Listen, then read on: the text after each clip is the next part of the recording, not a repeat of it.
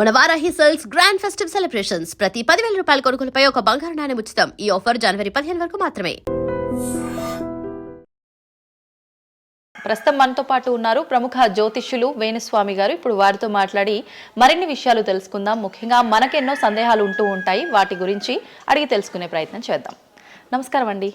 నమస్తే తల్లి. ఓం నమో వెంకటేశాయ. వెంకటాద్రి సంస్థానం బ్రహ్మాండే నాసికించిన వెంకటేశ సమోదేవో నా భూతో నా భవిష్యతి. గురుగారు, చాలా వరకు ప్రస్తుత రోజుల్లో జ్యోతిష్యాన్ని ఎక్కువగా నమ్ముతున్నారేమో అనిపిస్తూ ఉంటుంది. సేమ్ టైం మళ్ళీ జ్యోతిష్యం మూఢనమ్మకము అని చెప్పి కొట్టిపారేసే వాళ్ళు కూడా ఎక్కువైపోయారేమో అనిపిస్తుంది. అసలు ఈ జ్యోతిష్యం అనేది ఎంతవరకు ఒక కీలక పాత్ర పోషిస్తుంది ప్రతి మనిషికి కూడా? సో జ్యోతిషం అనేది నువ్వు చెప్పినట్టుగా ప్రతి మనిషికి ఒక ఫేసు, 2 ఫేసులు ఉంటాయి. కానీ కొంతమందికి చాలా ఫేసెస్ ఉంటాయి. ఉదాహరణ వేణుస్వామికి 2 ఫేసులు ఉండొచ్చు. అంటే సామాజికంగా ఒకటి, ప్రైవేట్గా ఒకటి. కానీ సమాజంలో ప్రస్తుతము తెలుగు రాష్ట్రాల్లో ఒక మనిషికి 5 ముఖాలు ఉన్నాయి. అంటే తెలుగు రాష్ట్రాల్లో ఎందుకు చెప్తున్నానంటే భారతదేశాన్ని మొత్తం కంపేర్ చేసినప్పుడు భారతదేశానికి సంబంధించినటువంటి రాజకీయాలు వేరు, తెలుగు రాష్ట్రాల రాజకీయాలు వేరు. భారతదేశం సోషల్ మీడియా వేరు, తెలుగు రాష్ట్రాల సోషల్ మీడియా వేరు. భారతదేశం న్యూస్ ఛానల్స్ వేరు, తెలుగు రాష్ట్రాల న్యూస్ ఛానల్స్ వేరు. సో ప్రతిదీ తీసుకుంటే తెలుగు రాష్ట్రాలకు సంబంధించి చాలా ప్రత్యేకమైనటువంటి స్టైల్లో మనం ప్రజెంట్ వెళ్తా ఉన్నాము. ప్రత్యేకించి తెలుగు రాష్ట్రాలు ఇంతకుముందు ఒకటే రాష్ట్రానికి పరిమితం అయ్యి ఉండే, అది ఇప్పుడు హైదరాబాద్కు కూడా అంటుకుంది. సో 2 రాష్ట్రాలు ఇంచుమించుగా సేమ్ స్టైల్లో వెళ్తున్నాయి. సో జ్యోతిష్యం నమ్మాలా వద్దా అనేది పక్కన పెడితే ఎప్పుడే కానీ దేని గురించి ఎవరు మాట్లాడినా 2-3 విషయాల గురించి మాట్లాడతారు. ఒకటి ఐడెంటిటీ, ఒకటి బ్రాండు, ఒకటి ప్రత్యేకించి పిఆర్ స్ట్రాటజీ. ఇప్పుడు బ్రాండ్ అనేది వేణుస్వామి అంటే ఒక బ్రాండ్. వేణుస్వామి జ్యోతిషం గురించి మాట్లాడుతున్నాడు అంటే చాలా మంది వెయిట్ చేస్తారు, జరిగిందా జరగలేదని విశ్లేషించుకుంటారు. అదొక పద్ధతి. వేణుస్వామిని విమర్శించే వాళ్ళు ఏం చేస్తారంటే వాళ్ళు ఐడెంటిటీ క్రైసిస్లో ఉంటారు. సో వాళ్ళు వేణుస్వామిని విమర్శించినా లేకపోతే ఒక పెద్ద వ్యక్తిని విమర్శించినా వాళ్లకు దానివల్ల ఐడెంటిటీ వస్తుంది. మామూలుగా వాళ్ళు విమర్శిస్తే ఎవడు పట్టించుకోడు, వేణుస్వామిని విమర్శిస్తే పట్టించుకుంటారు. అలా కాకుండా కొంతమంది ఇది ఏమంటారు హేతువాదులు అనొచ్చు, లేదంటే నాస్తికులు అనొచ్చు, ఇంకోటి అనొచ్చు. సో వీళ్ళందరూ ఏంటంటే ప్రత్యేకించి హిందూ మతానికి సంబంధించిన జ్యోతిష్యం గురించి మాట్లాడతారు, హిందూ మతానికి సంబంధించిన పండుగల వినాయకుని గురించి మాట్లాడతారు. మొత్తం ప్రపంచమంతా పొల్యూటెడ్ అయ్యి కలుషితమై సర్వం సంకనాగిపోయినా ఎవడు పట్టించుకోడు. కానీ వినాయక చవితి ముందు రోజు మాత్రం నిద్రలేస్తారు వీళ్ళందరూ. అట్లనే అసలు ఈ ప్లాస్టిక్ వల్ల అసలు నూనె ఎట్లా వస్తుంది, ఎందుకంటే 90 రూపాయలకు 1 కిలో నూనె ఎట్లా తింటున్నాం మనము అని ఆలోచించాడు ఎవరు లేడు. కొన్ని లక్షల మంది రోజు మందు తాగి సిగరెట్ తాగి సస్తుంటే ఎవరికే ఉండదు. కానీ ఖచ్చితంగా దీవాళి ముందు రోజు మనం కాల్చే క్రాకర్స్కి మాత్రమే వీడిలో విజృంభిస్తాడు. సో ఇవన్నీ కూడా ఐడెంటిటీ క్రైసిస్ అవ్వచ్చు, లేదా పని కట్టుకుని విమర్శించలు అవ్వచ్చు. మనం ఏం నమ్ముతాము అంటే లెక్కలు నమ్ముతాం. 2002కు పూర్వము 2002 తర్వాత తీసుకుంటే జ్యోతిష్యాన్ని నమ్మేవారి సంఖ్య, హిందూ మతాన్ని నమ్మేవారి సంఖ్య 9% పెరిగింది. సో ఇది వేణుస్వామి సొంత కవిత్వం కాదు, గూగుల్ చేస్తే గూగుల్లో మీకు కనిపిస్తుంది పర్సంటేజ్ ఎంత పెరిగింది అనేది. సో ఎప్పుడే కానీ గుర్తుంచుకోవాల్సింది ఏంటి అంటే మనము సైంటిఫిక్గా సైన్స్ పరంగా మనం ఎంత ముందుకెళ్తామో మన జెన్జీ జనరేషన్, ఆల్ఫా జనరేషన్లు ఎంత ఫాస్ట్గా వస్తాయో ఎట్ ది సేమ్ టైము దేవుళ్ళ మీద నమ్మకాలు కూడా అదే పరిస్థితులలో ఉంటాయి. కాకపోతే ఇక్కడ ఏంటి అంటే ఒకటి ఎక్స్ప్రెసివ్ అవ్వచ్చు, ఎక్స్ప్రెసివ్ కాకపోవచ్చు. ఎందుకు పెరిగాయి అంటారు ఈ పర్సంటేజ్ మీరు అన్నట్లుగా? అంటే ఖచ్చితంగా కష్టాల ప్రాబ్లం. అంటే ఇక్కడ కష్టాల కంటే కూడా కాంపిటీషన్ అని చెప్తాను నేను. సో ఇప్పుడు ఏమైపోయింది అంటే విపరీతమైనటువంటి కాంపిటీషన్లోకి నెట్టబడ్డాం మనం అందరము కూడా. అంటే ఏమైపోయింది అంటే ఒక 1990కి పూర్వము మనం సంపాదించుకునే సొమ్మంతా కూడా దాచిపెట్టుకొని ఆ డబ్బును దాచుకొని మన కుటుంబాలు తింటాయి, మన పిల్లలు తింటాయి అనే ఆలోచన ఉండేది. 2000 సంవత్సరం తర్వాత ఏమైపోయింది అంటే మనం సంపాదించుకున్నది మనమే ఎంజాయ్ చేయాలి, ఒక కారు కొనుక్కోవాలి, సో లగ్జరీ లైఫ్ లీడ్ చేయాలి, 10 మందికి చూపించుకోవాలి. అంటే స్వతహాగా అనుభవించడం కంటే కూడా 10 మందికి చూపించుకోవాలి అనేటువంటి ఒక పనికిమాలిన భావన జనాల్లో చాలా వచ్చింది. ఇది ఎంతవరకు కరెక్ట్ అంటే? తప్పు చెప్తున్నా. ఇప్పుడు ఉదాహరణ ఇన్ఫ్లుయెన్సర్స్ చూస్తుంటే అసలు యాక్చువల్గా వినాయక చవితి అనేది చవితి రోజు చేసుకోవాలి. కానీ వీళ్ళు ఏం చేస్తున్నారు, వినాయక చవితికి 2 రోజుల ముందరనే వినాయక చవితి చేసుకొని దాన్ని మొత్తం ఎడిట్ చేసి అంతా చేసి వినాయక చవితి నాడు పోస్ట్ చేస్తారు. సో దీనివల్ల వాళ్ళ ఖచ్చితంగా ఎఫెక్ట్ అవుతుంది. ఎందుకు ఎఫెక్ట్ అవుతుంది అంటే ఇప్పుడు మాంగళ్యం ఉంది, ఉదాహరణ మెడలో మంగళసూత్రం అనేది ధరిస్తారు అమ్మాయిలు. వీళ్ళు ఏం చేస్తున్నారు ఈ మధ్యన అంటే కొంతమంది అమ్మాయిలు వెస్ట్రన్ కల్చర్కు బానిసలైన అమ్మాయిలు ఏం చేస్తారంటే దాన్ని ఏమంటారు బ్యూటీ పార్లర్కి పోయినప్పుడు ఈ మంగళసూత్రాన్ని తీసి అట్లా పక్కకు పెడతారు. అవును. సో మళ్ళీ ఎప్పుడైతే నువ్వు ఆ మంగళసూత్రాన్ని వేసుకుంటున్నావో ఆ సమయం కనుక మంచిది కాకపోతే ఎఫెక్ట్ అవుతుంది ఫ్యామిలీ. ఓహో. సో అందుకని నువ్వు చేసేటువంటి వినాయక చవితి పూజ కరెక్ట్ సమయంలో చేయకపోతే అది నెగిటివ్ అయ్యేటువంటి అవకాశం ఉంది. సో ఇట్లా ఇన్ఫ్లుయెన్సర్స్ ఉదాహరణ ఇప్పుడు జనరల్గా బేసిక్గా మనము ఒక యూరోప్ కంట్రీకి పోతున్నాము, ఒక దుబాయ్కి పోతున్నాము అంటే మనం అక్కడికి పోయినాక షాపింగ్ చేస్తాం. కానీ ఇప్పుడు ఉన్నటువంటి జనరేషన్లో వీళ్ళందరూ ఏంది ఇక్కడ షాపింగ్ చేసి మళ్ళీ అక్కడ షాపింగ్ చేస్తారు. అంటే చాలా విచిత్రం అయిపోయింది. అంటే ఖచ్చితంగా సంవత్సరానికి ఒక 10 డొమెస్టిక్ టూర్లు, ఖచ్చితంగా సంవత్సరానికి ఒక 5 ఇంటర్నేషనల్ టూర్స్. ఇవన్నీ దేనికోసము అంటే సమాజానికి మా దగ్గర డబ్బులు ఉన్నాయి అని చూపించుకోవడం కోసము, ఆర్భాటాలు. సో ఆర్భాటాల కోసము. సో నేను జనరల్గా ఏం చెప్తా అంటే first build your own brand. First brand build చేసుకున్నాక తర్వాత నువ్వు బ్రాండ్కి అలవాటుగా. ఇప్పుడు ఒక అనామకుడు ఒక మామూలు మనిషి రేంజ్ రోవర్ కార్ వేసుకొని వస్తే జనాలందరూ రేంజ్ రోవర్ కార్ను చూస్తారు. అదే ఒక సూపర్ స్టార్ ఒక ప్రభాస్ ఒక మహేష్ బాబు వస్తే మహేష్ బాబుని చూస్తారు, ప్రభాస్ని చూస్తారు, కానీ కార్ను చూడరు. సో నేనేమంటే ఫస్ట్ నువ్వు దాన్ని తయారు చేసుకో. ఇప్పుడు ఉదాహరణ ఒక బాలీవుడ్ హీరోయిన్ ఉంది, ఆ బాలీవుడ్ హీరోయిన్ ఒక ఎల్వి హ్యాండ్ బ్యాగ్ వేసుకుంది, సపోజ్ అది ఫేకే అనుకుందాం, బట్ జనాలు అందరూ అది ఒరిజినల్ అనుకుంటారు. అదే ఒక మామూలు అమ్మాయి నిజంగానే ఎల్వి బ్రాండ్ వేసుకుంది కానీ అది ఫేక్ అనుకుంటారు. సో అందుకని ఫస్ట్ నీ బ్రాండ్ నువ్వు నిలబెట్టుకున్న తర్వాత అప్పుడు నువ్వు బ్రాండ్స్ జోలికి వెళ్ళు. ఇప్పుడు సో ప్రస్తుతం సమాజంలో ఈ జ్యోతిష్యం గురించి విమర్శించే వాళ్ళ సంఖ్య ఎందుకు ఎక్కువైంది అంటే వాళ్ళకు వ్యక్తిగతమైన అంశాలు చాలా ఉంటాయి. They want subject. అంటే ఏమైపోయింది, ఇప్పుడు ఎగ్జాంపుల్ ఇప్పుడు నేనే ఒక యూట్యూబ్ ఛానల్ పెట్టుకున్నా, నన్ను నేను ఓన్గా జర్నలిస్ట్గా నన్ను నేను గుర్తించుకున్నా, నాకు సబ్జెక్ట్ కావాలి అంటే అట్లీస్ట్ నేను ప్రతిరోజు కనీసం ఒక 10 నుండి 15 వీడియోలు చేయాలి అంటే నాకు ఆ మనిషితో పని లేదు, ఆ వ్యవస్థతో పని లేదు, ఆ సబ్జెక్టుతో పని లేదు. నేను రాకెట్ గురించి నేనే మాట్లాడతా, జ్యోతిష్యం గురించి నేనే మాట్లాడతా, రైతు గురించి నేనే మాట్లాడతా, పిడకల గురించి నేనే మాట్లాడతా. అంటే లాస్ట్కు నాకు కావాల్సింది ఏంది అంటే నాకు వ్యూవర్స్ కావాలి. అట్లీస్ట్ నేను పెట్టే సబ్జెక్టుకు నాకు తెలియకున్నా సరే దాని గురించి కంటి చూపు గురించి నేనే మాట్లాడతా, క్యాన్సర్ గురించి నేనే మాట్లాడతా, ఎయిడ్స్ గురించి నేనే మాట్లాడతా. అంటే కాదేది విమర్శకు అనర్హం. అంటే నీకు సబ్జెక్టు తెలుసా తెలియదా అంటే ఇంగితం ఉండేవాడు కంట్రోల్ చేసుకో. ఇప్పుడు నాకు సిగ్గు శరము ఇంగితం ఉంది. నేను ఇప్పుడు ఆ కెమెరామెన్ తీసేటువంటి కెమెరాకు సంబంధించి ఆయన ఎట్లా పెట్టాలి ఫోకస్, ఆయన లెన్స్ ఎంత అడ్జస్ట్ చేసుకుంటాడు ఏంది అనేది నాకు సంబంధం లేని వ్యవహారం. కానీ నేను అసలు దానిలోకి వెళ్ళను. కానీ అదే విశ్లేషకుల పేరుతో ఉండేటువంటి యూట్యూబ్ ఛానల్స్ అవ్వచ్చు, ఇంకొకళ్ళు అవ్వచ్చు, వాళ్ళు ఏం చేస్తారు, దాన్ని కూడా వాళ్ళే జస్టిఫికేషన్ చేస్తారు. అంటే దాన్ని కూడా నువ్వు కెమెరా ఎట్లా పెట్టాలనో కెమెరామెన్కి వీళ్ళు నేర్పిస్తారు, వీళ్ళే డిస్కషన్. ఎందుకు అంటే వాళ్ళకి ఏదో ఒక 10,000 వ్యూవర్షిప్ పోతే ఇట్లా ఓవరాల్గా తీసుకుంటే నెలకింత వెళ్తుంది పైసలు. సో దీని మీద బ్రతికే వాళ్ళు, సో వాళ్ళు ఏం చేస్తారు, వాళ్ళు విమర్శలు చేస్తారు. సో అట్లనే హేతువాదుల ముసుగులో ఉండేవాళ్ళు విమర్శలు చేస్తారు. అన్నిటికంటే ప్రాబ్లం ఏమైపోయింది అంటే పొద్దున్న లేస్తే హిందూ మతం బాగుండాలి అంటే అసలు హిందూ మతానికి థ్రెట్ ఎవరితోనుంది? హిందువులతోనే ఉంది, ముస్లిమ్స్తో లేదు, క్రిస్టియన్స్తో లేదు. ఎందుకంటే వేరే వాళ్ళు మన జోలికి రావట్లా. ఎంతసేపు కప్పల భాగవతం లాగా మన జీవితంలో ఎలుకల భాగవతం లాగా ఒక ఎలుక ఇంకో ఎలుకని కిందికి గుంజుతుంది, ఒక కప్ప ఇంకో కప్పని కిందికి లాగుతుంది. అట్లనే హిందువులలో వేణుస్వామి ఆస్ట్రాలజికల్ ప్రిడిక్షన్స్ లో మంచిగా ఉన్నాడు అంటే వేణుస్వామి చెప్పింది ఏదైనా జరిగినప్పుడు వేయడానికి ఎవరికి మనసు రాదు, కానీ వేణుస్వామిని విమర్శించడానికి పొలోమంటే అందరూ వచ్చేస్తారు. అంటే మరి నేను హిందువునే కదా, నన్ను కిందికి లాగేవాడు హిందువే కదా, మరి ఇక్కడ హిందూ మతం ఏమవుతుంది? ఇప్పుడు సమాజంలో నేను అబ్జర్వ్ చేస్తున్నా, గత కొన్ని రోజుల నుండి ఒక 6 నెలల నుండి సంవత్సరం నుండి Telugu media in the sense నేను లోకల్ సోషల్ మీడియాలో హిందూ మతాల పేరు మీద కొత్త వర్షన్ వచ్చింది. ఏంటి అంటే హిందూ ఆచార వ్యవహారాలను విమర్శించడము చాలా కామెడీ అయిపోయింది. ఒక ఆయన ఈ మధ్యలో ఇంటర్వ్యూ చూసాను నేను, అసలు దుర్గమాల లేదంటాడు ఆయన. నేను షాక్ అయినా, నేను ఇనుంటావు నువ్వు కూడా. నాకు ఆశ్చర్యం అనిపించింది. దుర్గమాల లేదు అంటే అమ్మవారి మాల, జనరల్ గా భవానీ మాల కరెక్ట్ వర్డ్, భవానీ మాల లేనే లేదు అసలు చరిత్రలో లేదు అంటాడు.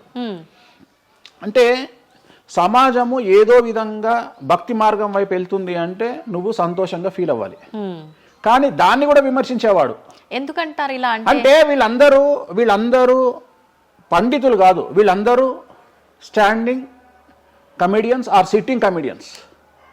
ఒక ఆయన కూర్చొని మాటలు చెప్తాడు, వాళ్ళు నవ్వడం స్టార్ట్ కాగానే ఈయన మర్చిపోతాడు. ఇక ఈయనను మర్చిపోయి, అంటే ఆడవాళ్ళు నవ్వుతుంటారు, మగవాళ్ళు నవ్వుతుంటే ఈయన ఆనందానికి పరవశుడు అయ్యి ఇంకా వాళ్ళు నవ్వుతున్నారు కదా అని రెచ్చిపోయి ఇంకా గ్రహాలు లేవు, దేవుడు లేడు, ఏది ఒక బ్రాహ్మణుడు అయ్యుండి, ఒక పండితుడు అయ్యుండి టోటల్ మన సబ్జెక్టుకు వ్యతిరేకంగా మాట్లాడుతూ ఉంటాడు. అట్లనే ఆయన ఎవరో భవానీమాల లేదు అంటాడు. నేను నీకు వచ్చిన నష్టమేముంది, నువ్వు మొగోడివి అయితే భవానీమాల కాదు, ఎవరైతే కోయంబత్తూరులో ఈషా ఫౌండేషన్లో లింగభైరవ అమ్మవారు లేదని చెప్పు, అది నీ గొప్పతనం. నిజంగా లింగభైరవ అమ్మవారు లేనప్పుడు లేదని చెప్పు. ఆమె క్రియేటెడ్ గాడు, చెప్పొచ్చు కదా లేదు అని. ఎందుకంటే అక్కడ భయం ఏంటంటే ఎవరు తంతడు అని.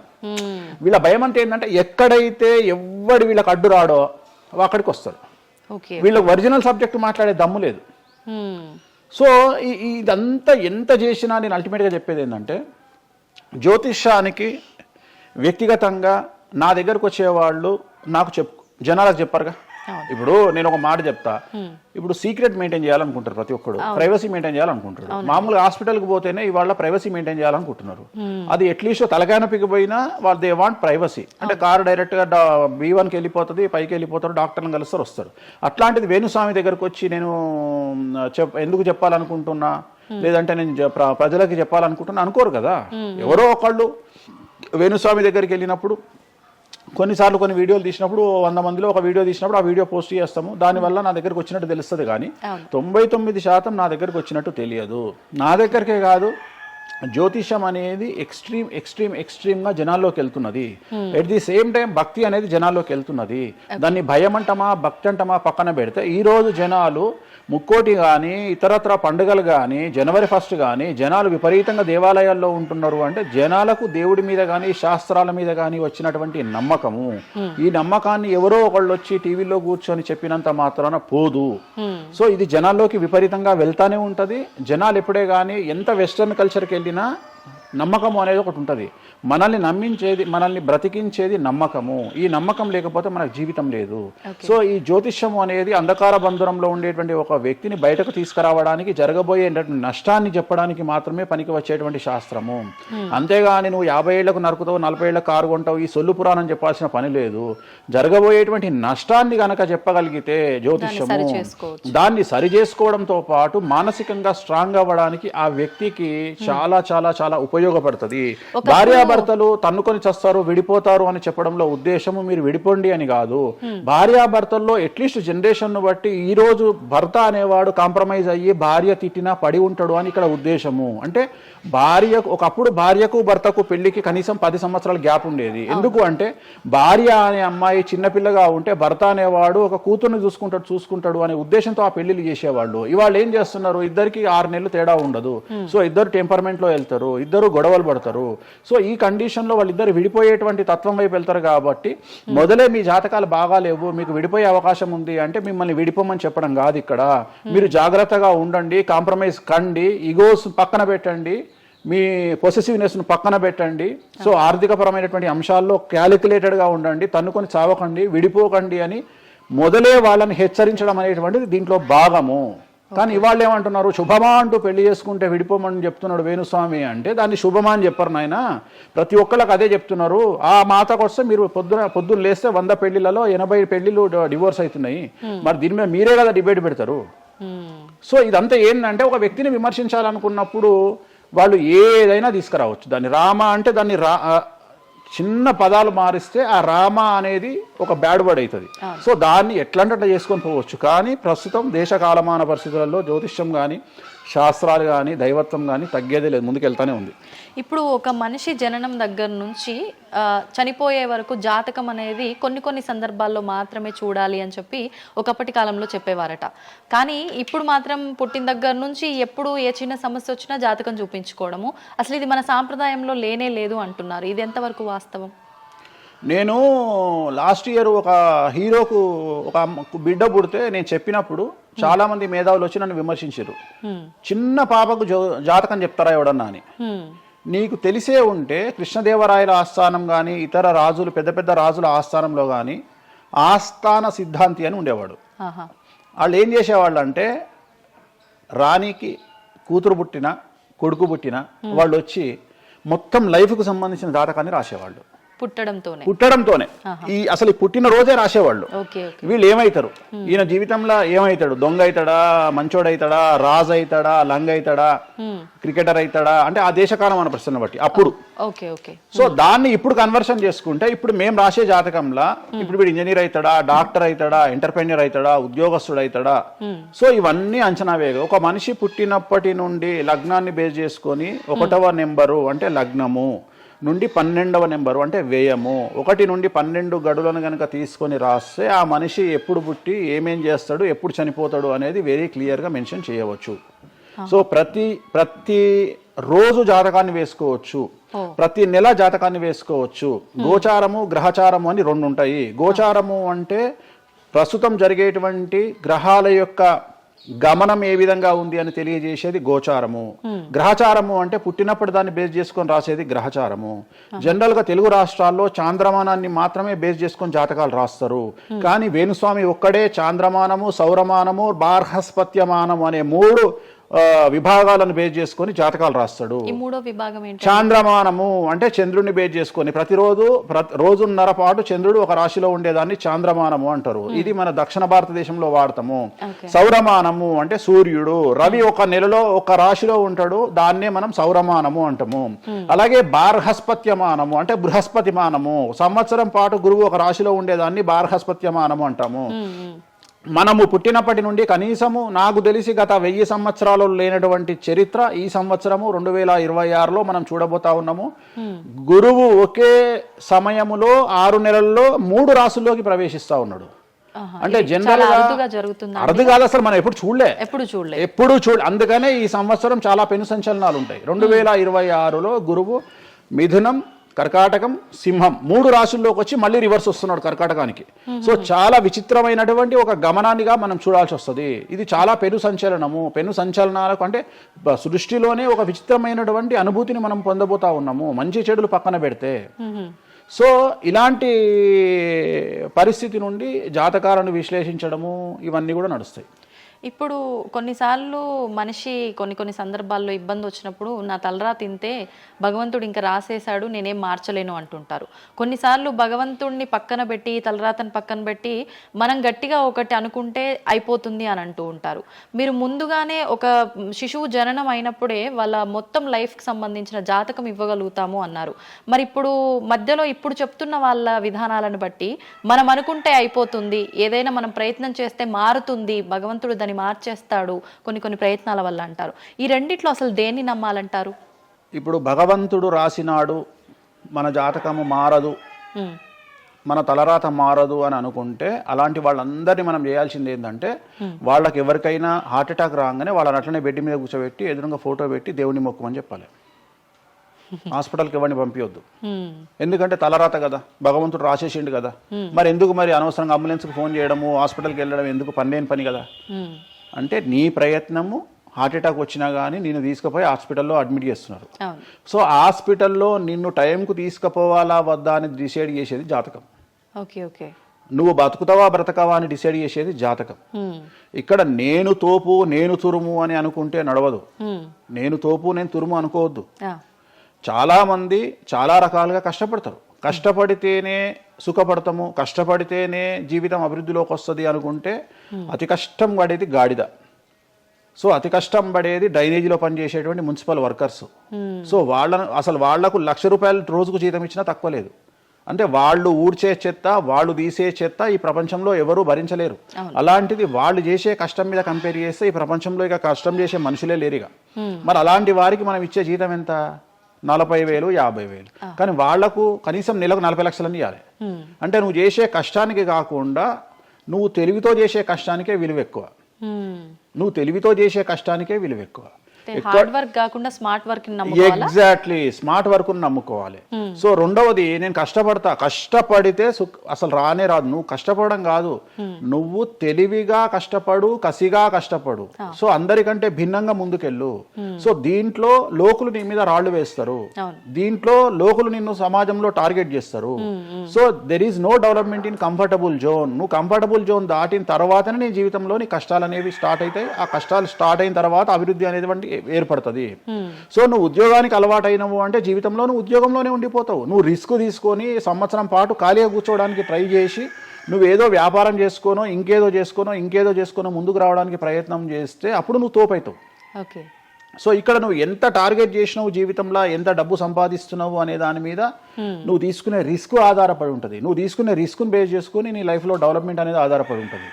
అంతేగాని నేను నార్మల్గానే ఉంటా, నాకు డబ్బులు రావాలి అంటే రావు. ఎట్ ది సేమ్ టైము నాకు జ్యోతిష్యము అనేటువంటిది ఎలాంటిది అంటే, డాక్టర్ దగ్గరికి పోయినప్పుడు బ్లైండ్గా కాలో చెయ్యో ఇరిగినప్పుడు డాక్టర్ దగ్గరికి పోయినావు, డాక్టర్ ఏమంటాడు, ఫస్ట్ ఎక్స్రే తీసుకొని రా అంటాడు. అదే జ్యోతిష్యం. ఆ ఎక్స్రే అనేదే నీ లగ్నం, ఎక్స్రే అనేదే నీ కుండలి. సో నువ్వు తీసుకున్న ఎక్స్రే, నువ్వు ఎట్లయితే డాక్టర్ దగ్గరికి పోయినప్పుడు ఎక్స్రే ఎట్లయితే పనిచేస్తుందో, నీ కష్టం వచ్చినప్పుడు నిన్ను కష్టాల నుండి బయటికి తీసుకురావడానికి జ్యోతిష్యం అనేది ఎక్స్రే లాగా ఉపయోగపడుతుంది.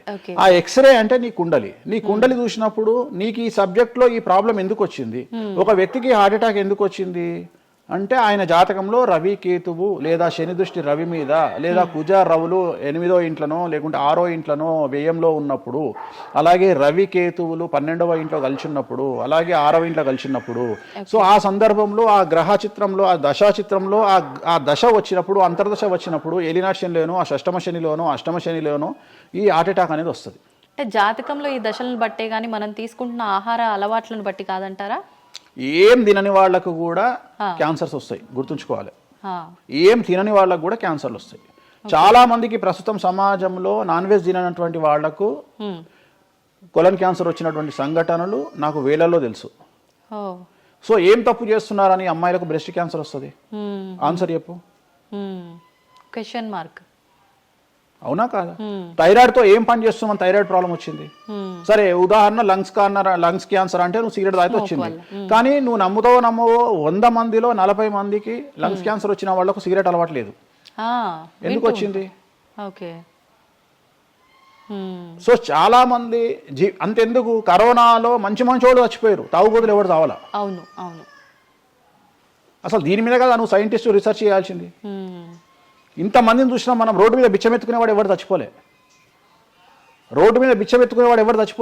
ఎందుకు అంటే వాడి డైజెషన్ సిస్టమ్ అంత స్ట్రాంగ్ ఉంది, వాడి ఇమ్యూనిటీ పవర్ అంత స్ట్రాంగ్ ఉంది. అట్లనే మందు తాగే వాడి ఇమ్యూనిటీ పవర్ అంత స్ట్రాంగ్ ఉంది. తాగుబోతులు ఎవరు చచ్చిపోలే కరోనాలో. సో ఇవన్నీ నువ్వు ఎలా చనిపోతావు, ఏ రోగం వస్తుంది, ఏంది అనేది జ్యోతిష్యం ప్రిడిక్ట్ చేయగలుగుతుంది. జ్యోతిష్యం అనేది నీ లైఫ్ను డిసైడ్ చేసింది కాదు, నీ లైఫ్ను ఎలా మార్చుకోవాలి అనేది జ్యోతిష్యం డిసైడ్ చేస్తుంది. దేవుడు అనేవాడు నీ జాతకాన్ని రాసిండు, నీ తలరాత రాయలే. ఇక్కడ గుర్తుంచుకోవాల్సింది ఏంటంటే, నువ్వు ఏ సమయంలో పుట్టాలి అనేది డిసైడ్ చేసింది ఎవరు? దేవుడు. సో నువ్వు పుట్టినప్పుడు 9 గ్రహాల కాంబినేషన్స్ ఎక్కడున్నాయి? లగ్నంలో ఎవరున్నారు, ద్వితీయంలో ఎవరున్నారు, తృతీయంలో ఎవరున్నారు, చతుర్థంలో ఎవరున్నారు, పంచమంలో ఎవరున్నారు, షష్టమంలో ఎవరున్నారు, వ్యయంలో ఎవరున్నారు.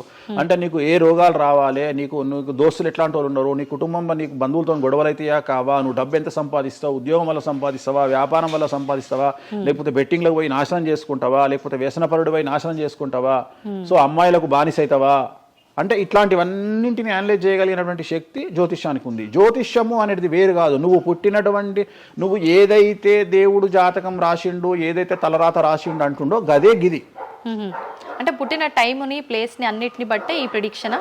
ఒక మనిషి పుట్టిన సమయాన్ని బేస్ చేసుకొని ఇప్పుడు నువ్వు మాట్లాడుతున్న దేవుడు రాసిన తలరాతనే జాతకం. తలరాత వేరు, జాతకం వేరు కాదు. నీ తలరాత అనేది ఈ లగ్నంలో ఉంది, ఈ కుండలిలో ఉంది. దీన్ని బేస్ చేసుకొని, దీన్ని చేతిలో పట్టుకొని నువ్వు ముందుకెళ్తే నీకు ఏ ప్రాబ్లం ఉండదు. ఒక్కసారి జ్యోతిష్కుని సంప్రదిస్తే కాదు, నువ్వు ప్రతి సంవత్సరము లేదా 2.5 సంవత్సరాలకు ఒకసారి శని మారినప్పుడల్లా నీ జాతకం మారుతుంటది. గోచారంలో మారుతుంటది, గ్రహచారంలో మారుతుంటది. నువ్వు ఎలాంటి చర్యలు తీసుకోవాలి, ఎలాంటి జాగ్రత్తలు తీసుకోవాలి, నీకు వాహన ప్రమాదాలు ఎప్పుడు వస్తాయి, ఆరోగ్యపరమైన ఇబ్బందులు ఎప్పుడు వస్తాయి, న్యాయపరమైన ఇబ్బందులు ఎప్పుడు వస్తాయి, నువ్వు ఎదిగిన తర్వాత నీకు శత్రువులు పెరుగుతారు, నువ్వు ఎంత శుద్ధపూసైనా, ఎంత మంచివాడివైనా, నువ్వు సమాజంలో ఎదిగి ఒక కారు కొనుక్కొని, ఒక ఇల్లు కొనుక్కొని, నీ బతుకు నువ్వు బ్రతుకుతున్నా నీ మీద జనాలు ఏడ్చి చస్తారు. నీకు శత్రువులు అనేవాళ్ళు ఏర్పడతారు. నువ్వు మంచి చేసినా శత్రువులు వస్తారు, చెడు చేసినా శత్రువులు వస్తారు. సో ఇలాంటి వాళ్ళందరి నుండి నువ్వు ఎట్లా తప్పించుకోవడానికి ఏమేం పూజలు చేసుకోవాలి, ఏమేం న్యాయపరమైన జాగ్రత్తలు తీసుకోవాలి, వీటన్నిటినీ క్రోడీకరించి చెప్పగలిగిన వాడు జ్యోతిష్కుడు. కాకపోతే జ్యోతిష్కుడికి దేశ కాల మాన పరిస్థితులను బేస్ చేసుకొని జాతకం చెప్పగలగడం రావాలి. ఎందుకంటే జ్యోతిష్యంలో ఉదాహరణ రవి కుజ కేతువు కలిసి ఉన్నప్పుడు సుఖవ్యాధి వస్తుంది. సో సుఖవ్యాధి అని మాత్రమే జ్యోతిష్యం చెప్పింది మాకు, అంతేగాని నీకు సిఫిలిస్ గనేరియా ఎయిడ్స్ HIV అని చెప్పి రాయలే మాకు అక్కడ రాసింది ఏం రాసిండు, నీకు సుఖవ్యాధి వస్తుంది. కాకపోతే దేశకాలమాన పరిస్థితులను బట్టి ఏ వ్యాధులు వస్తున్నాయో దాన్ని అంచనా వేయగలిగిన శక్తి జ్యోతిష్కుడికి ఉండాలి. ఇప్పుడు కూడా నువ్వు ఇంజనీరింగ్ చేస్తున్నావు అంటే ఇంజనీరింగ్ ఇంకో 2 ఏళ్ళు అయితే పోతుంది. సో కొత్త ఏదో వస్తుంది, స్టడీస్ వస్తాయి. సో మనం మారుతా ఉండాలి, మనం అప్డేట్ అవుతా ఉండాలి. ఎట్లయితే టెక్నాలజీ కోసము, ఎట్లయితే కెమెరా విషయంలో, ఎట్లయితే మైక్ల విషయంలో అప్డేట్ అవుతున్నామో మేము కూడా జ్యోతిషం విషయంలో అప్డేట్ కావాలి. కానీ మమ్మల్ని అప్డేట్ అవ్వడానికి ఎవరు మాకు భుజం తట్టేవాళ్ళు కానీ, వెన్ను తట్టేవాళ్ళు కానీ, మమ్మల్ని ఎంకరేజ్ చేసేవాడు కానీ ఉండడు. ఎంతసేపు మా మీద దాడి చేద్దామని చూసేవాడే ఉంటాడు. మేము ఏదైనా విశ్లేషించి కొత్తది చెప్పుదాము అనేటువంటి ప్రయోగం చేయంగానే ఆటోమేటిక్గా రాకెట్ ఫెయిల్ అయితేనేమో సింపతి చూపిస్తారు, మేము చెప్పింది ఫెయిల్ కాగానే దాడి చేస్తారు. సెఫాలజిస్టుల పేరుతోని ప్రతి సంవత్సరము కనీసం ఒక 20-30 మంది ఫెయిల్ అయితేనే ఉంటారు ఎన్నికలలో. వాళ్ళ జోలికి ఎవడు పోడు. కానీ మేము ఎవడన్నా పుసుక్కున ఎక్కడన్నా ఎన్నికలు గెలువయ్యి అని చెప్పగానే మా మీద దాడి చేసే వాళ్ళు ఎక్కువ ఉంటారు. సో మాకు కూడా ఎంకరేజ్మెంట్ చేస్తే మేము సైన్స్ను ఎప్పుడో పండబెట్టగలిగిన శక్తి మాకు ఉన్నది, జ్యోతిష్కులకు లేక కాదు. కాకపోతే మమ్మల్ని ఎవడు వెన్నుదడతాడు, మా గురించి ఎవడు మాట్లాడతాడు, మా గురించి మెచ్చుకునేది పర్సనల్గా వ్యక్తిగతమైనటువంటి టర్మినాలజీలో మాతో మాట్లాడే వాళ్ళు మెచ్చుకుంటారు తప్ప సమాజం మమ్మల్ని చూసే దృష్టి వేరు. ఎంతసేపు మా దాంట్లోనే మాకు ఉండదు. మా దాంట్లో యాచకా శత్రువు అంటే బిచ్చపోనికి బిచ్చపోడు శత్రువు అని మా దాంట్లో మాకే తన్నులాట. కామాఖ్యకు పోయి బలుడిచ్చి పూజలు చేసుకునేటువంటి జ్యోతిష్కుడు హైదరాబాద్కు వచ్చి అక్కడ బలులే లేవని చెప్తాడు ఒక జ్యోతిష్కుడు. సో ఇట్లా ఎందుకు చెప్తున్నారు అంటే వాళ్ళ కర్మ మనం ఏం చేయలేము. సో ఓవరాల్గా జ్యోతిష్యం అనేది ఏదైనా చరిత్ర సృష్టించగలుగుతుంది. జ్యోతిష్యము అంటే మనిషి యొక్క తలరాతనే జ్యోతిష్యం. ఇప్పుడు మీరు చెప్పిన దాన్ని బట్టి అంతా మనం పుట్టిన టైము ప్లేస్ని బట్టే డిసైడ్ అవుతుంది ఈ ప్రెడిక్షన్ అంతా. అంటే న్యాచురల్గా బర్త్ జరిగితే ఓకే, కానీ ఇప్పుడు అన్ని ముహూర్తాలు పెట్టుకొని టైము అన్ని చూసి చేస్తున్నారు కదా, మరి ఇటువంటి వారికి జాతకం ప్రెడిక్షన్ కరెక్ట్ ఉంటుందా? ఆ ముహూర్తం పెట్టాలి అనేటువంటి టైమింగ్ కూడా ఆయన డిసైడ్ చేస్తాడు, దేవుడే. ప్రతిదీ మనం తోపులం అనుకుంటాం, నేను ఓన్గా ఆలోచిస్తున్నా అనుకుంటాడు. ఓకే, అది ఆల్రెడీ డిసైడెడే. నీ మనసులో ఆ భావం రావడానికి, నీ మనసులో ఆ ముహూర్తం పెట్టించుకోవాలి అని అనుకోవడానికి కర్త కర్మక్రియనే భగవంతుడు. మరి ఇది పెళ్లిళ్ళ విషయంలో ఎందుకు వర్తించదు? పెట్టుడు ముహూర్తాల్లో పెళ్లిళ్ళు వద్దు, అదంత సఖ్యతతో ఉండరు భార్యాభర్తలు అంటారు కదా. అసలు ముహూర్తం మంచిదైతే ఎందుకు విడిపోతున్నారు అని ఇప్పుడు కొంతమంది మేధావులు అడుగుతారు. ఫస్ట్ నేను చెప్పే పాయింట్ ఏంటంటే, నీ జాతకాలే కలవకపోతే నువ్వు ఎంత మంచి ముహూర్తంలో చేసుకుంటే ఉంది. నీ జాతకాలు బాగుంటే, మీ జాతకాలు కలిస్తే నువ్వు అష్టమి నాడు పెళ్లి చేసుకున్నా, అమావాస్య నాడు పెళ్లి చేసుకున్నా ఏమీ కాదు. రైట్? సో నేను మాట్లాడే విషయం ఏంటంటే, నీ అబ్బాయి అమ్మాయి జాతకాలు బాగా కుదిరినప్పుడు వాళ్ళ లైఫ్ ఎక్కడో ఉంటుంది. చాలామంది there is calculated love, calculated relation. అమ్మాయి ఏమనుకుంటుంది, నేను నెలకు 1,50,000 సంపాదిస్తున్నా, నాకు ఖచ్చితంగా 2 లక్షలు సంపాదించే అబ్బాయి కావాలి అనుకుంటుంది. కానీ నన్ను జీవితంలో బాగా చూసుకునే అబ్బాయి కావాలి, నేను కాంప్రమైజ్ అవుతా, నీకు 1,00,000 వస్తుందా, నేను 1,50,000 సంపాదిస్తా, ఇద్దరం కలిసి 2.5 లక్షలతో బతుకుతాము అని ఏ అమ్మాయి అనుకోదు. సో ప్రతి ఒక్కడి క్యాలిక్యులేషన్ ఇదే. అలాగే అబ్బాయి ఏమనుకుంటాడు, నాకు 2 లక్షలు వస్తుంది కానీ నాకు చాలా అందమైన అమ్మాయి కావాలి అనుకుంటాడు. సో ఇక్కడ ఉన్న డిమాండ్కు తగ్గట్టు సప్లై లేదా.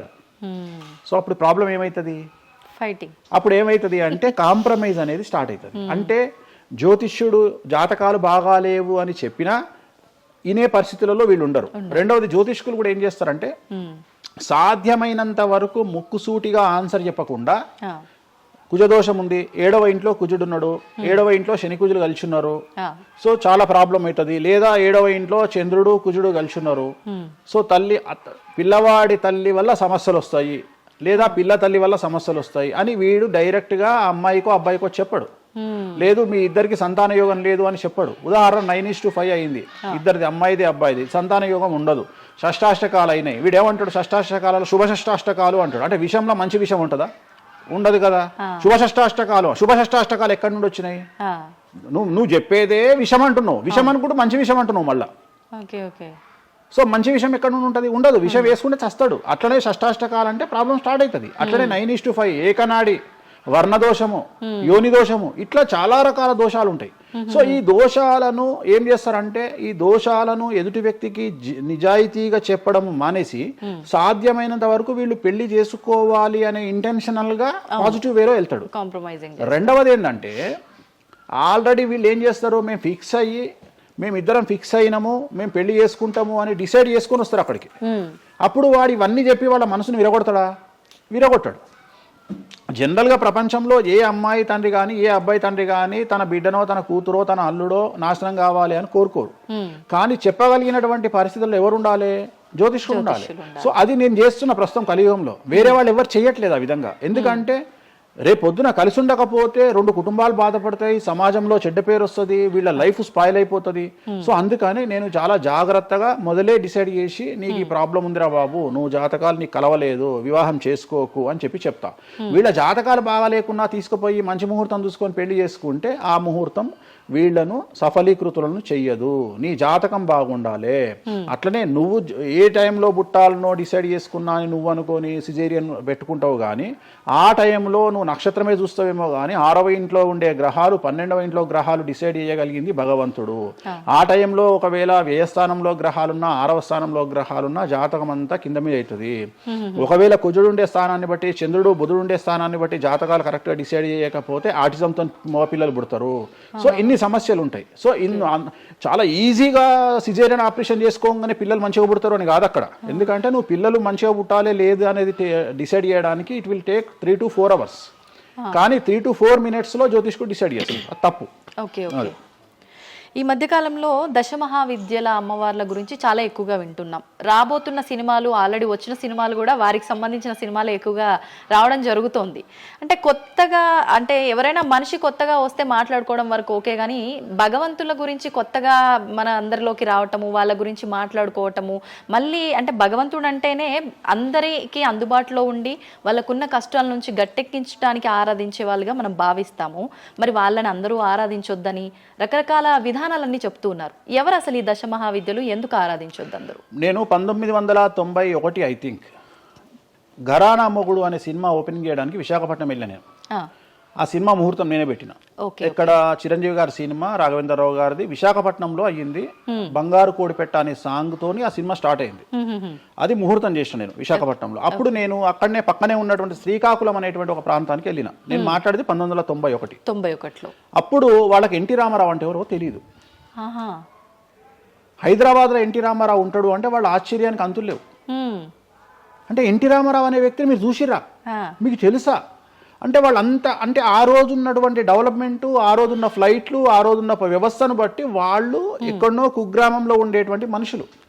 సో వాళ్లకు ఎన్టీఆర్ అంటే హైదరాబాద్ అంటే తెలియదు. మీరు ఇప్పటికీ కూడా శ్రీకాకుళం ఆ ఏరియాకి వెళ్ళి హైదరాబాద్ మీరు జీవితంలో వచ్చిరని అడగండి, 190 మందికి హైదరాబాద్ అంటే ఏందో తెలియదు. ఓకే.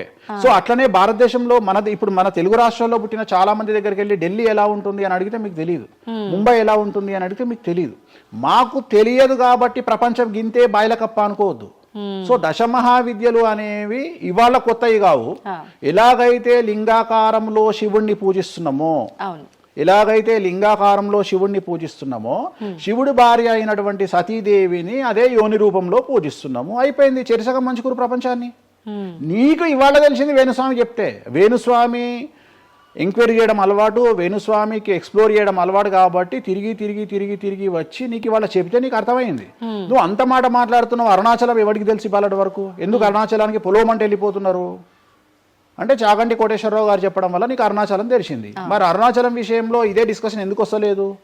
అరుణాచలం అనేది నిన్న మొన్నటి దానికి తెలియదు కదా జనాలకు. ఇవాళ గిరి ప్రదక్షిణలు చేస్తూనే ఉన్నారు కదా మీరు అందరు పోయి. అంటే ఎవరో ఒకళ్ళు ఒక సబ్జెక్టు గురించి మాట్లాడేటువంటి పరిస్థితుల్లోకి రావాలి. ఆ ఫ్రీడమ్ మనం ఇవ్వాలి. సో అరుణాచలం గురించి చాగంటి గారు ఎలా మాట్లాడినారో దశమహావిద్యల గురించి వేణుస్వామి గత 5 సంవత్సరాల నుండి ఫైటింగ్ చేస్తూ ఈ స్టేజ్కి తీసుకొచ్చిండు. దశమహావిద్యల గురించి మాట్లాడడంలో చాలా ఇబ్బందులు ఉంటాయి. ఎందుకంటే చాలా మంది దొంగ పనులు చాటుకు చేయాలనుకుంటారు కానీ పబ్లిక్ లో చేయాలనుకోరు. సో అలాంటి దాన్ని సైలెన్స్ బ్రేక్ చేసినటువంటి వ్యక్తి వేణుస్వామి. దానివల్ల వేణుస్వామి చాలా సఫర్ అయ్యిండు, సామాజికంగా సఫర్ అయ్యిండు, పండితులతో సఫర్ అయ్యిండు, మీడియా వల్ల సఫర్ అయ్యిండు, చాలా మందితో సఫర్ అయ్యిండు దశమహావిద్యల గురించి మాట్లాడడం వల్ల. అంటే ఎందుకు మరి మీరు ఇంత సఫర్ అవుతున్నప్పుడు ఎందుకు? నా ఇష్టం అది. అంటే సమాజంలో ఉన్నప్పుడు ఇష్టం, మన ఇష్టం. నేనేం తప్పు మాట్లాడతలేను కదా. ఇప్పుడు నేననే పాయింట్ ఏంటంటే అల్ట్రాసెట్ అని ఒక టాబ్లెట్ ఉంటుంది. ఆ టాబ్లెట్ లో గంజాయి ఉంటుంది. సో మనం వాడే చాలా టాబ్లెట్లలో గంజాయి ఉంటుంది. మనం వాడే చాలా టాబ్లెట్లలో కొన్ని క్యాన్సర్ ఔషధాలలో పాము విషం ఉంటుంది. దాని గురించి మనం మాట్లాడుకోం. అవును, దాని గురించి మనం మాట్లాడుకో. మాట్లాడుకో. సో మనం దేని గురించి మాట్లాడుకుంటాము అంటే ఏదైనా కొత్తది వచ్చినప్పుడు వేణుస్వామి లాంటి వాడు వచ్చినప్పుడు మాట్లాడుకుంటాడు. ఇప్పుడు చాలా మంది కొంతమంది నాకు తెలిసిన వాళ్ళు షుగర్ అంటే ఇప్పటికి కూడా చెప్పుకోరు. భారతదేశంలో షుగర్ వస్తే చెప్పుకోరు షుగర్ వచ్చిందని. అంతెందుకు ఇవాళ గురించి సరోగసి గురించి ఇప్పటికీ మన దేశంలో మాట్లాడుకోరు. ఇప్పటికి కూడా చాలా మంది సెలబ్రిటీలు సరోగసితోని పిల్లల్ని గంటూ అబద్ధాలు చెప్పుకుంటారు, మేము కడుపుతోనున్నామని. అట్లనే అబద్ధాలు చెప్పుకుంటారు, అట్లనే శ్రీమంతాలు చేసుకుంటారు. కానీ వాళ్ళంతా సరోగేట్ మదర్సు. కానీ వాళ్ళు జనాలకు తెలియదు. ఎందుకంటే పొద్దున్న లేచి డోర్ కొట్టి నువ్వు కడుపుతో ఉన్నావా లేదా అని బెదిరిస్తాడు. ఎవడన్నా బెదిరించాడు కదా. నువ్వు ఒక నిజమైన ప్రెగ్నెంట్ను పిలిచి అమ్మ 9 నెలలకు నీ బాడీ లాంగ్వేజ్ ఏందో అడుగు. డెలివరీ అయిన తర్వాత 40 రోజులు నీకు సుక్కలు ఎట్లా కనిపిస్తాయో అడుగు. మొన్న నాకు బాగా క్లోజ్ అయినటువంటి ఒక ఆమె 21 కొడుకు పుట్టిండండి వేణుస్వామి గారు 21కి రండి అని పిలిచింది. 21కి పోయినా 5వ అంతస్తులు ఉంది వాళ్ళ ఇల్లు. కిందికి నేను వచ్చిన పార్కింగ్ దిగంగానే వేణుస్వామి గారు మీరు లిఫ్ట్ లో రండి అని మెట్లెక్కుంటూ పోతుంది. 22వ రోజు. నాకు అనుమానం రాదా? వస్తుంది. నేను కూడా ఒక ఆడదానికి పుట్టిన కదా, నేను కూడా ఒక అమ్మ కొడుకునే కదా. నాకు తెలుసు మదర్ కి ఇబ్బందులన్నీ అసలు ఉండవు. సరో ఈమె కనదు కదమ్మా. ఇప్పుడు ఎవరో అంటారు, మీరు అది గెస్ చేశారు. గెస్ చేయడం ఏంది? 2 మెట్లెక్కాలంటేనే బాడీ లాంగ్వేజ్ తెలిసిపోతుంది కదా. ఈమె స్వామి గారు మీరు లిఫ్ట్ లో రండి అని టకటక మెట్లెక్కుంటుంది. అంటే అంతకుముందు ఒక ఎట్లా ఉరికిందో డెలివరీ అయినాక కూడా అట్లే ఉరుకుతుంటే నాకు అనుమానం ఏమేమి ఇట్లా ఉరుకుతుంది అంటే okay surrogate okay okay okay అంటే వాళ్ళు చెప్పుకోవడానికి భయపడుతుంది. అందరు నయనతారలు లక్ష్మీ మనుషులు కాదు కదా. అప్పటికైనా మీకు చెప్పారా వాళ్ళు ఓపెన్ గా? చెప్పలేదు, ఇప్పటికీ చెప్పలేదు. ఆల్రెడీ అట్లనే సెలబ్రిటీలు చాలా మంది ఇదే పని చేస్తారు. సో ఇలాంటివి మాట్లాడుకోవాలి అంటే సమాజం యాక్సెప్ట్ చేయదు. కానీ వేణుస్వామి వచ్చి దశమహావిద్యలో నాన్ వెజ్ పెడతారు అనగానే ఇక నాన్ వెజ్ ప్రపంచంలో ఎవరు తిననట్టు, ఇక నాన్ వెజ్ అసలు నాన్ వెజ్ ఇక అసలు అదేదో తప్పైనట్టు, ఇక లిక్కర్ ఎవరు తాగలేనట్టు. మళ్ళా చూస్తే తెలంగాణలో హైయెస్ట్ లిక్కర్ సేల్స్ భారతదేశం మొత్తంలో తెలంగాణదే ఉంటది, ఆంధ్రప్రదేశ్దే ఉంటది. మనం బతికేది 2 రాష్ట్రాలు బతికేదే లిక్కర్ మీద బతుకుతాయి. కానీ మళ్ళీ మనకు ఎక్కడ లేని బాధ వేణుస్వామి మాట్లాడితే నిజాయితీగా మాట్లాడిండు కాబట్టి వేణుస్వామి తప్పు చేస్తుండు, వేణుస్వామి ఆడ మందావుతుండడా. సార్ కరోనా వరకు తినకూడని కమ్యూనిటీలు ఏవి కూడా అంటే నాన్ వెజ్ ముట్టుకోని కమ్యూనిటీలు కూడా డాక్టరు చికెన్ తినురి మటన్ తినురి అనగానే ఒక్కొక్కడు మార్కెట్లో లేనంత మటన్ చికెన్ తిన్నారు. కమ్యూనిటీల గురించి నేను మాట్లాడా. అప్పటిదాకా మేము తినము అన్నోడు కూడా తినడం స్టార్ట్ చేసిర్రు. అంటే నువ్వు డాక్టర్ చెప్తే మళ్ళీ డాక్టర్ చెప్పాడు కాబట్టి తింటున్నామండి, లేకుంటే తినేవాళ్ళం కాదు. తిన్నవా లేదా? సో తప్పే ఉంది. అసలు మద్య మాంసాదులు లేని దేవతల గురించి మాట్లాడుకుందాం. ఎక్కడున్నారు దేవతలు? అసలు మద్య మాంసాదులు లేని దేవతలేరి? రాముడు క్షత్రియుడు, మాంసం తినలేదా? సురాపానం అంటున్నావు. దేవతలే సురాపానం తీసుకున్నారు, అది మద్యమే. మరి అది దానికి ఏంటమ్మా? ఇప్పుడు ఎన్నో యాగాలు చేస్తారు, అవన్నీ పుకార్లు అంటున్నారు. పుకార్లు అదే చెప్తున్నా నేను నీకు. సురాపానము అని ఎక్కడ పెట్టిరు? అమృతము అని ఎక్కడ పెట్టి? సురాపానము నథింగ్ బట్ సారా, ఇప్పసారా. అంటే అప్పుడు ఇన్ని రకాల మందులు లేవు కాబట్టి, స్కాచ్లు ఓడకాలు వైండ్లు లేవు కాబట్టి అప్పుడు మనకు ఒకటే ఏంది? సురాపానం అంటే సారా అంటే ఇప్పసారా, ఇప్ప పూల నుండి తీసినటువంటి సారా. అంతే, అది కూడా అంతే. మళ్ళా రోజులు పెరుగుతున్న కొద్ది టేస్ట్ మారుతుంది. సో ఇవాళ వేణుస్వామి వచ్చి మాట్లాడంగానే ఇక ఎక్కడ లేనటువంటి అంటే ఏం లేదు. నేను అనేది ఏంటంటే టార్గెట్ చేయడానికి ఏదో ఒకటి కావాలి. ఇప్పుడు నువ్వు దశమహావిద్యల గురించి తెలుసుకోవాలి అంటే నువ్వు కామాఖ్య పోవాలి. అంటే అప్ అండ్ డౌన్ 30,000 అవుతుంది ఫ్లైట్ టికెట్, ట్రైన్లో పోలేవు.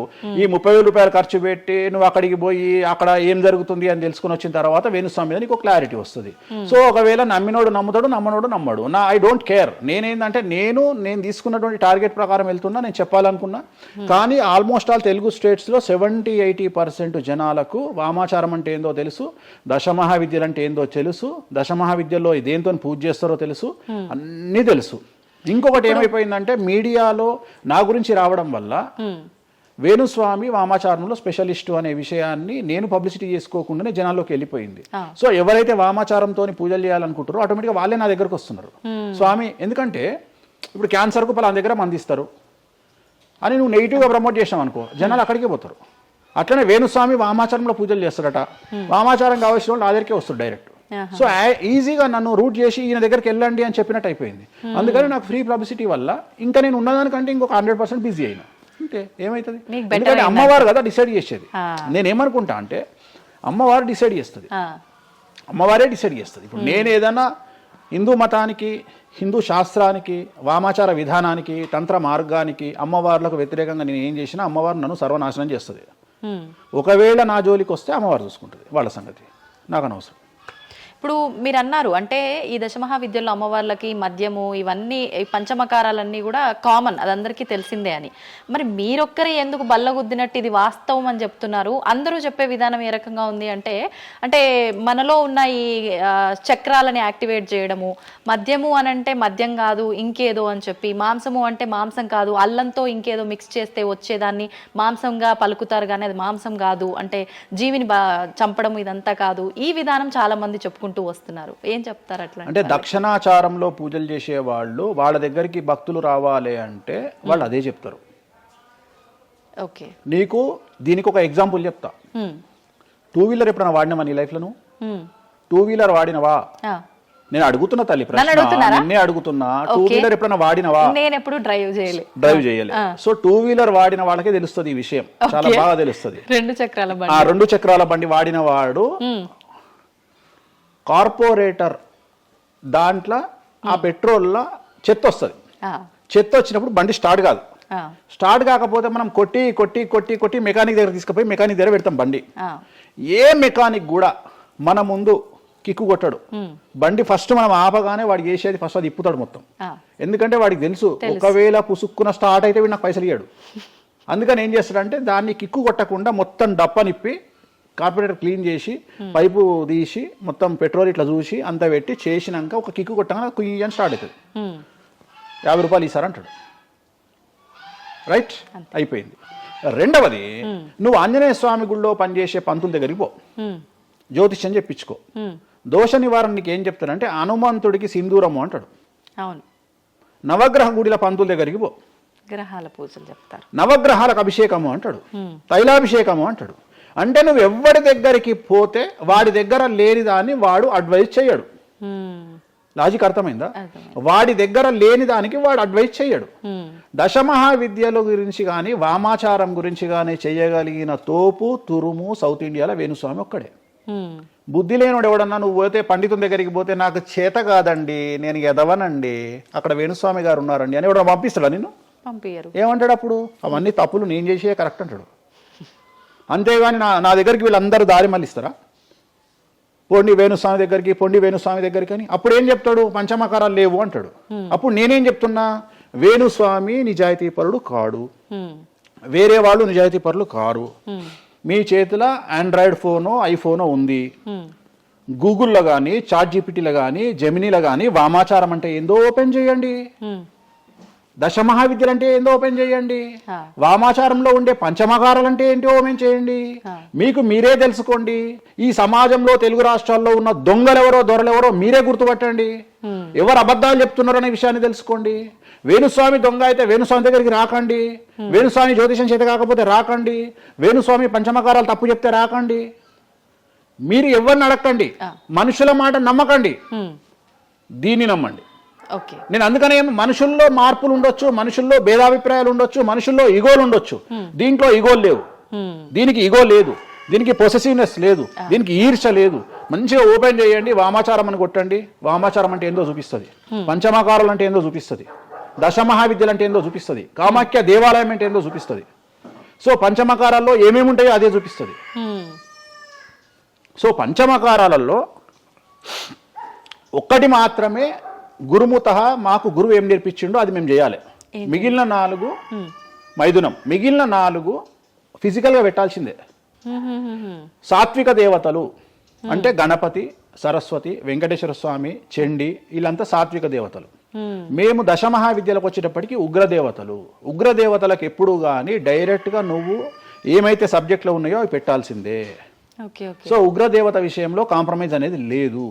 ఉగ్రదేవతలకు నువ్వు ఖచ్చితంగా సాటిస్ఫై చేయాల్సిందే. నాకు అర్థం కాని విషయం ఏంటంటే తెలంగాణలో ఆషాఢ మాసంలో బోనాల విషయంలో జరిగే తంతునే నేను కొత్తగా చేస్తలేను, అదే తంతు నేను చేస్తున్నా.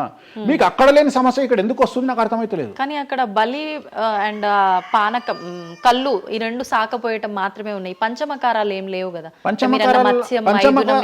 మత్స్యం అంటే ఏంది? చేప. చేపతో ఏం కుంపలు మునిగినాయి?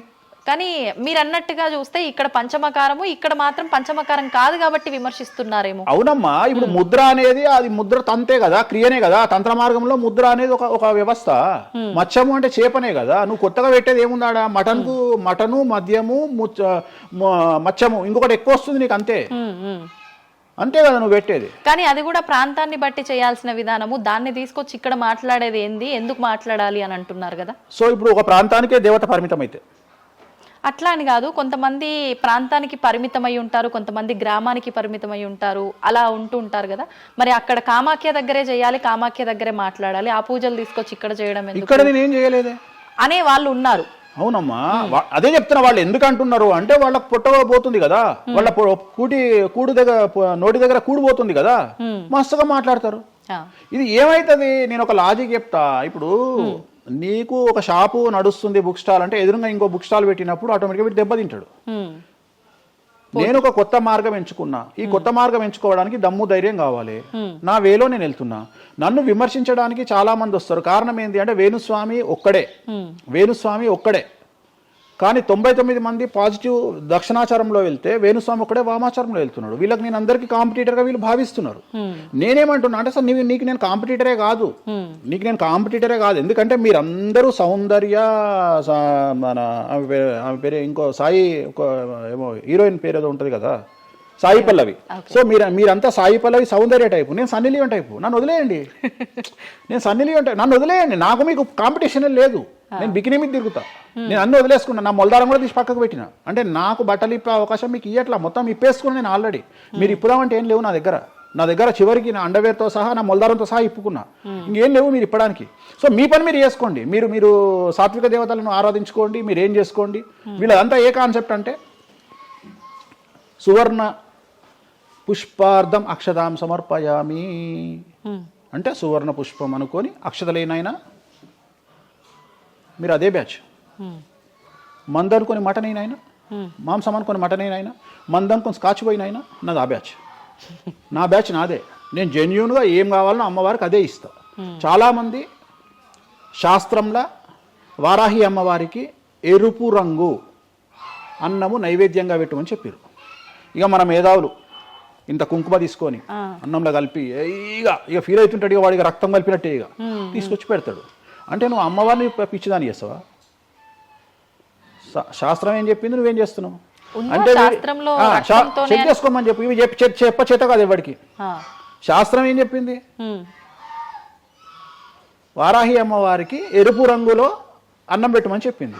నువ్వేం చేస్తున్నావు, అమ్మవారిని మోసం చేసి కుంకుమతో అన్నం పెడుతున్నావు. ఆ కుంకుమ కూడా ఒరిజినల్ కాదు, డూప్లికేట్ కుంకుమ. సో అక్కడ ఏం పెట్టాలనో నాకు తెలుసు. నువ్వు వాటి పెడతలేవు. అమ్మవారు నిన్నెందుకురా అనుగ్రహిస్తుంది? అమ్మవారు నిన్ను ఎందుకు అనుగ్రహించాలి అంటే, నువ్వు అమ్మవారిని మోసం చేసే మొనగానివి కదా, మోనార్కు కదా నువ్వు. నేను మోసం చేయ అమ్మవారిని. రెండవది, నన్ను నమ్మితే నా దగ్గరికి రమ్మంటున్నా. నా మాట వినకండి, వాళ్ళ మాటనే వినండి, ఈ శుద్ధపూసల మాటనే వినండి, నా మాట వినకండి. ఫస్ట్ మీరు నన్ను మెచ్చుకున్న వీడియో దయచేసి చూడకండి. నన్ను యాంకర్లు బట్టలిప్పాలి అని ప్రయత్నం చేసిన వీడియోలు చూడండి. నన్ను చాలా వరకు అంటే ఈయన ఏదో దొరకబట్టి విని ఆ ఉన్న లాస్ట్కు నా ముల్లారం కూడా ఇప్పేసిన, ఇంకేమైనా ఉన్నాయేమో బాడీలో గుంజుదామో అని ప్రయత్నం చేసే యాంకర్ల వీడియోలు చూడండి. నా గురించి నెగిటివ్ పెట్టిన వీడియోలో చూడండి. మీకు నా మీద చివరిగా నమ్మకం కలిగి ఈయన దగ్గర విషయం ఉందంటే రండి, లేకుంటే రాకండి. ఇంకొక విషయం అంటే, మీరు ఇంత ధైర్యంగా దర్జాగా ఒక సవాల్ విసిరినట్టుగా మాట్లాడుతున్నారు వీడియోలో మాట్లాడినప్పుడు. మరి మీరు చెప్పినవన్నీ అంటే వేణుస్వామి చెప్పినవన్నీ వాస్తవాలైతే, శాస్త్రంలో ఉంది నేను చూపిస్తానే అతనైతే, ఎంతసేపు ఉన్నా ఆయన పర్సనల్ వీడియోలో చెప్పడము, వేరే యాంకర్ల దగ్గర చెప్పడం తప్ప డిబేట్లకు ఎందుకు రారు? వచ్చి మాతో వాదించవచ్చు కదా, ప్రూవ్ చేయొచ్చు కదా అని చాలా మంది. మీరు రెడీనా? డిబేట్లకు రాను. ఎందుకని? కానీ మనం అగ్రిమెంట్ పేపర్లు రాసుకుందాం. నీ ద్వారా చెప్తున్నా నువ్వు కామాఖ్యకు నేను తీసుకుపోతా. నేను చెప్పిన దాంట్లో కామాఖ్యలో ఏది జరగకపోయినా నా దుకాణం పని చేసుకుంటా. నా ప్రాపర్టీ మొత్తం రాసి చేసి నేను నా ఫ్యామిలీతో సహా దేశం వదిలిపెట్టి వెళ్ళిపోతా, లేదు స్టేట్ వదిలిపెట్టి వెళ్ళిపోతా. అన్ని వాస్తవం అని మీరు ప్రూవ్ చేస్తారు. అక్కడ అక్కడికి నేను ప్రూవ్ చేసిన అవసరం లేదమ్మా. నీకే 1,00,000 రూపాయలు ఇస్తా, పోయి చూసుకొని రాదు కెమెరాలో. ఓకే, ఎందుకు దీనికి ఎందుకు డిబేట్ ఎందుకు? నువ్వే పోయిరా, నీకు నేను డబ్బులు ఇస్తా, 1,00,000 రూపాయలు ఇస్తా, పోయిరా. ఓకే, పోయిరా, పోయేసి అక్కడ ఏమేమి జరుగుతుంది, ఏమేమి పూజలు చేస్తారో నువ్వే చెప్పు. ఇప్పుడు కామాఖ్యలో కూడా అమ్మవారి గర్భగుడి లోపల దాకా ఈ పంచమకార వ్యవహారం కానివ్వండి, బలి సాంప్రదాయం, ఆ బలికి సంబంధించిన విధానం కానీ లోపలికి లేదు, అది కూడా ఏదున్నా మెయిన్ గుమ్మం బయటే అని అంటున్నారు. అది సో ఇది అంతా నీకు ఎప్పుడు రైట్స్ వస్తాయి అంటే చూసినప్పుడు మాట్లాడడానికి వస్తాయి. నువ్వు ఎవరో చెప్పిన దాన్ని నన్ను కార్నర్ చేయడానికి అడిగితే పనికిరావు. నేను అనే పాయింట్ ఏంటంటే ఇవన్నీ షో చేయడానికి పని చేయనటువంటి వ్యవస్థ, అంటే ఇవన్నీ నేను వీడియో రూపంలో మీ ముందుకు తీసుకురాలనేటువంటి వ్యవస్థ. సో దీనికోసము నువ్వు వాళ్ళ కోణంలో నన్ను ప్రశ్న అడిగినావు అనుకో, నేనేమంటున్నా అంటే నా కోణంలో అడిగిపిస్తా, వచ్చి చూడు. నా కోణంలో నువ్వు ఎప్పుడు అడుగుతావు? నాతో పాటు వచ్చినప్పుడు అడుగుతావు. నువ్వు నాతో పాటు చూడకపోతే నువ్వెట్లా అడుగుతావు? అట్లనంట ఇట్లనంట. ఇప్పుడు నార్త్ ఇండియా వాడు ఉన్నాడు, నేపాల్లో ఉంటాడు, వానికి వెంకటేశ్వర స్వామి విగ్రహం ఏందో తెలియదు. సపోజ్ వానికి ఎవరో చెప్పిండు ఎల్లిగాడు వెంకటేశ్వర స్వామి కాదు అమ్మవారు ఉన్నదని, వాడు కూడా నువ్వు అడిగినట్టే అక్కడ లోకల్ యాంకర్ అడుగుతుంది, ఆడ వెంకటేశ్వర స్వామి కాదట అమ్మవారు ఉన్నదట కదా అంటాడు. నువ్వు చూస్తే అరే పిచ్చినాయాలా, అరే ఎదవనాయాలా, ఆడున్నది వెంకటేశ్వర స్వామిరా, దేవుడురా అని చెప్తావు. అవునా? నువ్వు ఆ కామాఖ్య అమ్మ వాడిని చూస్తానని ఇట్లా అడగకపోతుంటే నువ్వేమడుగుతుంటావు? నీ వర్షన్ మారుతున్నావు. వేణుస్వామి గారు మిమ్మల్ని ఎందుకు టార్గెట్ చేస్తున్నారండి ఈ ఎదవలు అని అడిగే విధానం మారుతుంది. నువ్వు చూడకపోతే నీకు ఎక్కడ అడుగుతావు? నీ ఆలోచన విధానం ఏంటంటే ఈయన ఏమన్నా ఇరుకున పెడదామా అనే ఆలోచనే తప్ప, అరే ఈయన నేను చూడలేదు కదా, నాకు రైట్సే లేవే అని నువ్వు అనుకుంటలేవు. నీకు రైట్స్ ఎక్కడ ఉన్నాయమ్మా అడగడానికి? నన్ను అడగడానికి నీకు రైట్సే లేవు. అంటే మీరు అన్నట్టు నేను అక్కడికి వచ్చి చూస్తే అక్కడ జరిగేది చూస్తా, అది మాత్రం శాస్త్ర ప్రకారంగా జరుగుతుందో లేదో నేను చూడలేను కదా. అంటే దీన్ని బట్టి నీ ఉద్దేశం ఏంటి అంటే ఒక దేవాలయంలో కూడా శాస్త్ర ప్రామాణికంగా జరగదు. కామాఖ్యలో తెలుగు వాళ్ళు మాట్లాడుకునే పండితులు మాట్లాడుకునేవే నిజాలు. ఇప్పుడు నువ్వు అనేది అదే కదా, అంటే అది ప్రాంతీయం ప్రకారంగా జరుగుతుంది. అది మరి ఏదైనా ప్రాంతీయమే జరుగుతుందమ్మా, ఏదైనా ప్రాంతీయమే జరుగుతుంది, ఏదైనా ప్రాంతీయమే జరుగుతుంది. గోవాల కసినో ఆడితే తప్పు లేదు, తెలంగాణలో కసినో ఆడితే తప్పు. దాన్నే దేశకాలమాన పరిస్థితులు అంటారు. తిరుపతి వెంకటేశ్వర స్వామికి తిరుపావడ సేవ చేస్తారు, మరి ఎందుకో లోకల్ టెంపుల్ ఎందుకు తిరుపావడ సేవ చేస్తలేరు? తిరుపతి వెంకటేశ్వర స్వామి వారికి పునుగుపిల్లి తైలం పెడతారు, మరి అట్లనే ఇప్పుడు రేపటి నుండి రామాలయంలో పునుగుపిల్లి తైలం పెట్టి నువ్వు వచ్చి నువ్వు స్టార్ట్ చేయమ్మా. మన తెలుగు రాష్ట్రాలలో నువ్వు ప్రాంతీయత గురించి మాట్లాడుతున్నావు కదా, అంటే ఒక్కొక్క దానికి ఒక్కొక్క కట్టుబాట్లు ఉంటాయి. అవునమ్మా, నీకు కావాల్సింది అల్టిమేట్ గా ఏంది? నీకు డబ్బు కావాలి, నువ్వు కోరుకున్న కోరికలు తీరాలి, అంతే కదా. నువ్వు కోరుకున్న కోరికలు తీరాలి. ఎంతమంది ఎకనామికల్ అఫెన్స్ చేస్తలేరు భారతదేశంలో? టీచర్ దగ్గర నుండి మొదలుకుంటే ప్రతి ఒక్క నువ్వు 1,00,000 రూపాయలు లోన్ తీసుకొని కట్టకపోతే నీ ఇంటి ముందరకు వస్తారు. 20,000 కోట్లు తీసుకున్నాడు దొబ్బేస్తామని సంఘ కూడా ఎవడు పట్టుకోడు. ఇవి కదా మనం మాట్లాడుకోవాలి. ఇవి చేతగావు. వేణుస్వామి కామాఖ్య నుండి అమ్మవారిని తెచ్చి హైదరాబాద్లో పెట్టిండు అంటే నేను అనే పాయింట్ ఏంటంటే ఇదే చెప్తున్నా. ఇప్పుడు విమర్శించడానికి బట్టలిప్పడానికి చేసే ప్రయత్నము, నువ్వు సబ్జెక్ట్ గురించి ఆలోచించి వామాచారం అంటే ఏంది, దీనివల్ల లాభం ఏంది, ఇది కదా అడగాల్సిన ప్రశ్నలు. కానీ ఏం చేస్తున్నావు? నీ దగ్గరకు వచ్చే వరకు సాధ్యమైనంత వరకు అసలు కామాఖ్యలో ఇష్టమే లేదట కదా. ఒకవేళ నిన్ను నిరూపిద్దామని నేను విశ్వ ప్రయత్నం చేస్తే చివరికి నువ్వేం మాట్లాడతావు? అది అక్కడ లోకల్ అట కదా. అవును లోకలే, అది లోకలే. ప్రతి ప్రాంతానికి ఆచారం ఉంటుంది. మరి సంక్రాంతి అనే పండుగ ఆంధ్ర వారిది కదా, తెలంగాణలో లేదు కదా. మరి తెలంగాణ రేపటి నుండి వేస్తే జనవరిలో తోలు తీద్దాం ఒకనొకంది చెప్పు, మరి చేద్దాం. పతంగులు ఎగిరేసుడు తెలంగాణ ప్రాంతం కదా, ఆంధ్రాలో కూడా నేస్తే తందాం ఈసారి చెప్పు, మరి నువ్వే చెప్పు. ఎందుకు బ్రిటిష్ వాళ్ళు అలవాటు చేసిన న్యూ ఇయర్ ని మనం జరుపుకోవట్లేదా? అంటే నీకు నచ్చిందేమో. నేను అదే చెప్తున్నా, మీరు చేస్తే సంసారం, వేణుస్వామి చేస్తే వ్యభిచారం. అంటే అర్థమైంది ఏంటంటే యాంకరింగ్. ఇప్పుడు ఇంటర్వ్యూ మనం మాట్లాడుకుంటే సంవత్సరం గురించి మాట్లాడదామంటే నీకు అల్టిమేట్గా కాంట్రవర్సీ కావాలి. ఎందుకంటే జనాలు కాంట్రవర్సీ తన్నుకొని వస్తే ఎంజాయ్ చేస్తారు. ప్రశాంతంగా కూర్చొని ఓం నమో వెంకటేశాయ, వెంకటేశ్వరం కొబ్బరికాయ కొడతాడు, వెంకటేశ్వరం నామాలు ఉంటాయి అంటే ఎవరు చూడడు. ఇట్లా మనం ఇద్దరం పెంట పెట్టుకున్నాం అనుకో, కింద నన్ను తిట్టేటోడు వచ్చిండ్రు ఆ దున్నపోతు అని ఒక కామెంట్ పెట్టి ఎంజాయ్ చేసేటోడు చేస్తాడు. సో ఇవన్నీ చూసి చూసి చూసి చూసి చూసి వెక్స్ అయిపోయినా. నేను ఒకటే నమ్ముతా, ఒక మనిషి విమర్శించంగానే ఆ మనిషి లైఫ్ నాశనం అయితే ఆ మనిషి బ్రతికి వేస్ట్. ఒక మనిషి కొట్టగలిగితే ఆ మనిషి లైఫ్ వేస్ట్. మీరు ఏం కొట్టుకుంటారో, ఏం విమర్శ చేసుకుంటారో మీ ఊహకే వదిలేస్తున్నా. వేణుస్వామి అన్టచబుల్. వేణుస్వామి చాలా కష్టపడి స్థాయికి వచ్చిండు. సో వేణుస్వామి చెప్పేవేవి అబద్ధాలు కాదు. ఇంత పెద్ద స్టేట్మెంట్ ఇస్తున్నా. వేణుస్వామి తప్పు చేస్తే వేణుస్వామిని అమ్మవార్లు సర్వనాశనం చేస్తారు, 1000 ముక్కలు చేస్తారు. వేణుస్వామి సర్వనాశనం అయిపోతాడు. నా జోలికి ఎవడొచ్చినా వాని సంగతి అమ్మవారు చూసుకుంటుంది.